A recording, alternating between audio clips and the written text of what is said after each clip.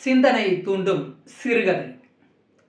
வயது முதிர்ந்த மூதாட்டி ஒருத்தி உணவு விடுதி நடத்தி வந்தாள். காலையில் அவள் விடுதியில் கிடைக்கும் அப்பம் மிக மிக ருசியாக இருக்கும். அந்த விடுதிக்கு வரும் அனைவரும் அதனை விரும்பி கேட்டு வாங்கி உண்பர். அப்பத்திற்கு சர்க்கரையும் பாலும் துணை பொருளாக அளிப்பாள். ஒரு சமயம் சர்க்கரை விலை சற்று கூடியது. அப்பத்திற்கு பெறுகிற விலைக்கு சர்க்கரை கொடுப்பது அம்மூதாட்டிக்கு சற்று சிரமமாக இருந்தது. அதிக விலை கொடுத்து சர்க்கரை வாங்கினாலும் அப்பத்தின் விலையை கூட்ட அவள் விரும்பவில்லை. எனவே அப்பத்திற்கு சர்க்கரை இல்லை என கூற விரும்பினாள்.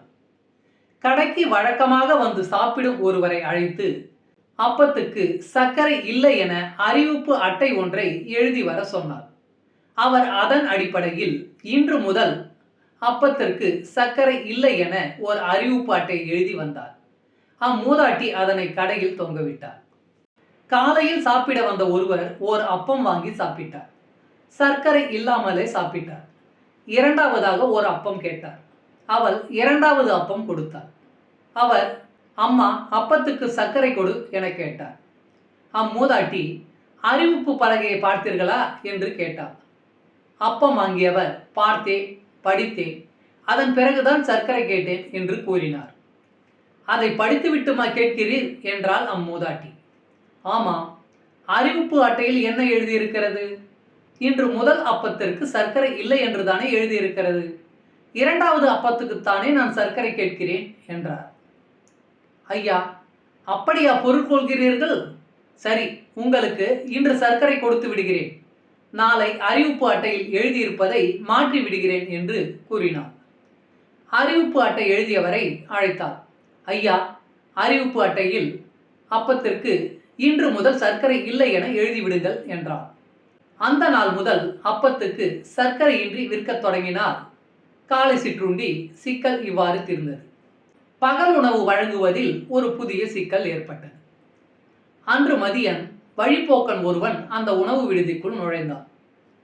மூதாட்டியிடம் 5 பணம் கொடுத்துவிட்டு, அம்மா, எனக்கு அதிகமான பசியாக இருக்கிறது, எலுமிச்சங்காய் அளவு சோறாவது எனக்கு சீக்கிரமாக போடு என்றான். மூதாட்டி, நீ கேட்டபடியே எலுமிச்சங்காய் அளவு சோறு போடுகிறேன் என்று கூறினார். ஒரு வாழை இலையை விரித்து தண்ணீர் தெளித்து எலுமிச்சங்காய் அளவு சாதம் மட்டும் உருட்டி அவன் இலையில் போட்டான். அதை பார்த்ததும் வழிப்போக்கன், இது எப்படி என் வயிற்றுக்கு போதும்? வயிற்று பசிக்குத்தானே சோறு சாப்பிடுகிறோம் என்றான். நீ கேட்டபடி எலுமிச்சங்காய் அளவு சோறு போட்டுவிட்டேன். விரும்பினால் சாப்பிடு, இல்லையானால் எழுந்து போ என்று சொன்னார். அப்படியா? எனக்கு இது வேண்டாம், நான் கொடுத்த 5 பணத்தை திருப்பி கொடு, நான் போகிறேன் என்றான் வழிப்போக்கன். உணவு விடுதிக்கு உரியவள் 5 பணத்தை திருப்பி கொடுக்க மறுத்துவிட்டார். வழிப்போக்கன் மரியாதை ராமனை தேடி சென்றான். நீதிபதியான மரியாதை ராமனிடம் நடந்ததை கூறி முறையிட்டான். நீதிபதி உணவு விடுதி நடத்தி வந்த மூதாட்டிக்கு ஆள் அனுப்பி அழைத்து வர செய்தார். விடுதிக்கு சொந்தக்காரியான அம்மூதாட்டி நீதிபதியின் முன் நின்று, ஐயா, வழிப்போக்கன் கேட்டபடி அவன் கொடுத்த பணத்திற்கு சோறு போட்டுவிட்டேன் என்று கூறினார். அத்தோடு தான் இலையில் உருட்டி போட்ட எலுமிச்சங்காய் அளவு சோற்று உருண்டையும் சாட்சியமாக எடுத்து காட்டினார்.